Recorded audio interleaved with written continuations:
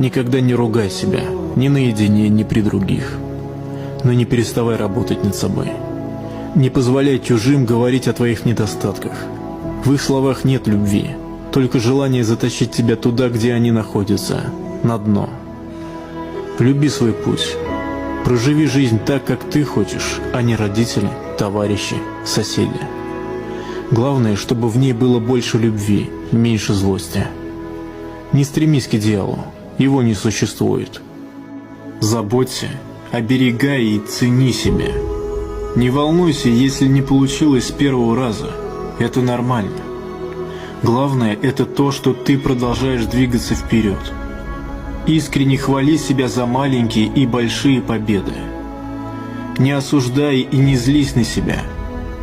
Попробуй узнать себя получше. Попробуй довериться себе. Стань для себя самым лучшим.